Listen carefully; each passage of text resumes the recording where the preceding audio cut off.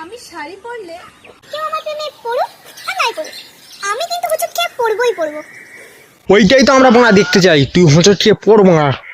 আসছে সবার এটাই যে ছোট ছেলে আমার বয়ফ্রেন্ড কিনা। হ্যাঁ, তোমরা সবাই ঠিকই ভেবেছো, সত্যি আমার বয়ফ্রেন্ড। ছোট ছেলে তোর বয়ফ্রেন্ড? পাত্তা দেয়, ভালো লাগবে দিদি, তোমার মুখে মুতে দেবে, খুব সুন্দর লাগবে না তোমার?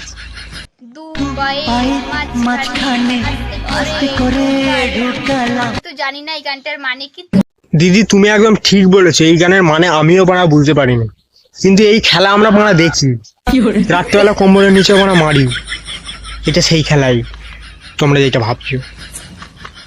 আমার বয়ফ্রেন্ড খুব মিষ্টি খেতে ভালোবাসে, আর আমার কাছে যাক দিদি তাহলে সুধরে গেছে, মিষ্টি নিয়ে তো ও ভিডিও করছে, ভালো ভিডিও।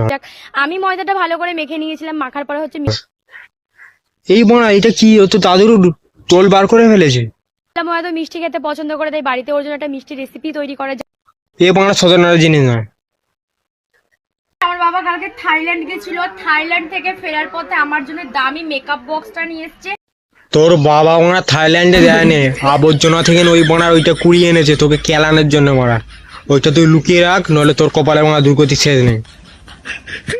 মেয়ের বাবা পাত্তা চাই সরকারি, আর এদিকে মেয়ে এলাকার টপ 12 ভাত। বাহ কাকু বাহ। এখানে খুব সুন্দর বলেছে, কিন্তু আমার মনে হচ্ছে কোথাও না কোথাও দিদি ওই 12 ভাতেরই পুরো লিডার। হচ্ছে আমার বাবার এয়ারপোর্ট, এটা দেখো, এখানে হচ্ছে প্লেন সবে থেমেছিল আর কত লোক নামলো। তোর বাবা যদি সেদিনকে একটু কন্ট্রোল করতো নিজের প্লেনটাকে, তাহলে এই দুর্দশা তোর বাবাকেও দেখতে হতো না, আর আমাদের মতন জনতাকেও দেখতে হতো না।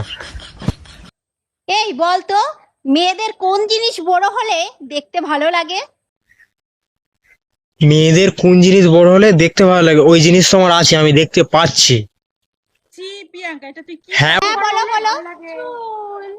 বন্ধু, আমি চুলের কথাই বলেছি, তোমরা যেন আবার এটা খারাপ কিছু ভেবো না।